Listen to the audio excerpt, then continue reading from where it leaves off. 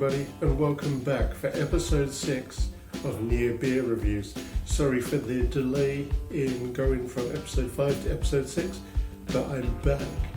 And today we're going to be looking at an international offering, which is to say one that is available worldwide and one that is also produced from overseas other than here in Canada. So before we jump into that, what is a near beer? Well, near beer is a term that refers to alcohol-free beer, or if you prefer, non-alcoholic beer. It's an umbrella term that is used as a wide net to cast over anything that is considered to be an alcohol-free beer. So how do these reviews work? Well, I review in 3 categories. I look at presentability, which is to say how the product looks in its can or bottle and how it appears poured. Then I look at price, which is to look at the value that you, the customer, get versus the cost that you paid. Then we look at taste, which covers flavours and aromas. And then we give each of those 3 categories a rating for the beer that we're looking at. And there are 3 ratings that will go into those 3 categories. We'll choose one of those ratings and drop it in. So those ratings are the poor rating, which is the dud rating, the needs improvement, but is otherwise doing okay rating, kind of middle of the road rating, and that is the hopful. And then we have the best in class, nothing that can possibly improve rating, and that one is called the suds rating. Alright, so what is it that we're looking at today? We are looking at the Hoegaarden Non-Alcoholic Wheat Beer. Now, Hoegaarden is Dutch, which is not to say the Netherlands. We are talking about the Dutch part of Belgium. So that's where Hoegaarden comes from, and this wheat beer is slightly different. It's not like a Germanic wheat beer where you have a very kind of wheat heavy consistency, or a very heavy hoppy tone. This one has been flavoured. So what I really like about this one, if you look at the presentability first, is the can is simplistic, yet it has some nice finery to its artwork. You can see kind of the hop plants on there, and on the top corner you can see a couple of wheat sheaves that are kind of drooping into the frame, if you will.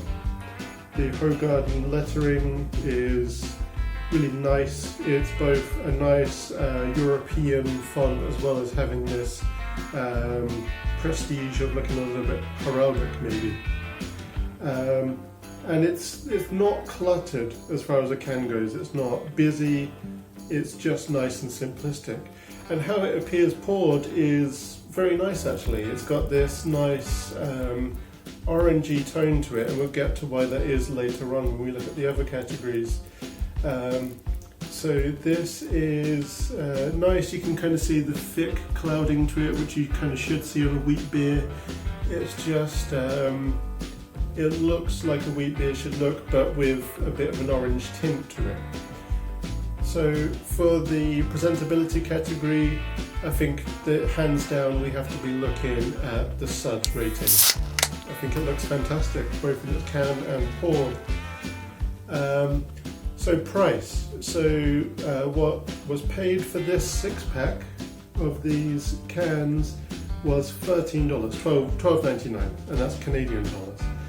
So perceived value, you kind of get in a pop-sized can. It looks a little bit taller than a personal cola can size because it's slender, and I do like that slender look. But in terms of the value of that, that means you're paying just over $2 per one of those cans, which, as we've covered before, isn't the best price, but it's also not the worst. I would say that it could be improved, but it's definitely not daylight robbery. So for that, I'm going to say a hopful rating for the price category.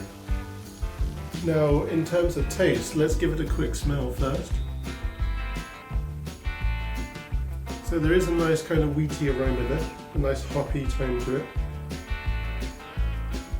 And there's also like a little bit of a citrus smell coming off. And the reason why this is tinted orange, as I hinted at earlier, And the reason why I can kind of smell that orange is because they say on the can here that it is flavoured with orange peel and coriander. Now, normally when most breweries advertise that their product has natural flavourings in, they don't tell you what those natural flavourings are. But Hoegaarden, with the non-alcoholic wheat beer, they tell you right on the can what it is, and it's orange peel and coriander. Because most breweries that want to add natural flavouring and promote that, they're adding something to make it taste distinctly different from other beers. And Hoegaarden, unlike most breweries, don't hide that from you, so extra kudos to Hoegaarden for that. That's fantastic, actually. Let's give it a taste here. Alright, so right off the bat, really, really nice hoppy taste that comes through. Nice coarse hoppy taste. And the orange is like an overtone, and that is nice actually. A nice citrusy overtone. It's not like a Citra hop, because Citra hop has that citrusy taste already. It's like it's this coarse, nice coarse hoppy taste, which is nice. Coriander is very mild, but it's nice. It's this undertone that follows the orange and follows the hops, and it's an undertone beneath the hop, so it's very much an undertone, very small and delicate.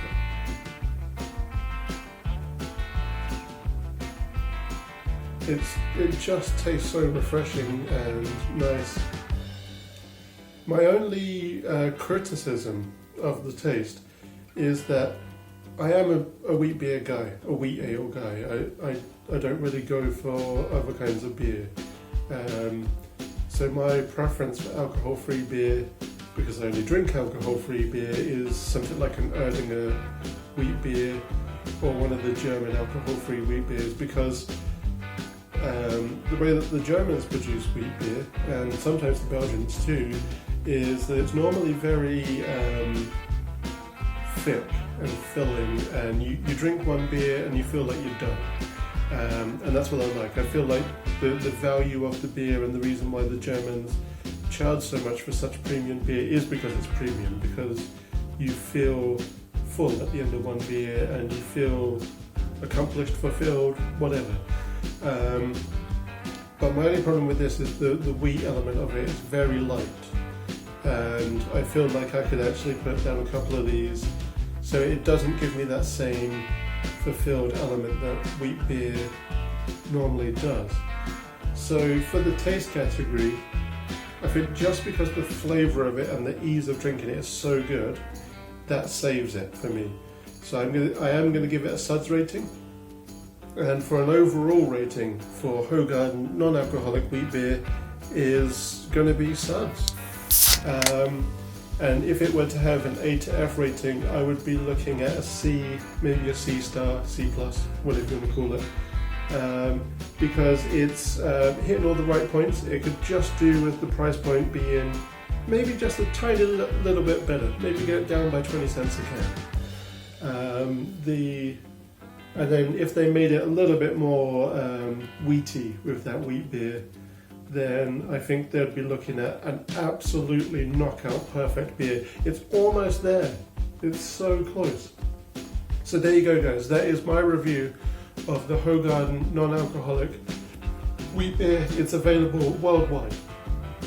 You can get it in most countries. It's available here in North America, and it's available across the European Union, and it's probably available in many other territories too. And so we will be back with an episode 7 soon, and the next episode is going to be Allard-Will's Amber. So Allard-Will's Amber from Anheuser-Busch. Alright, thank you guys. Like, share, subscribe.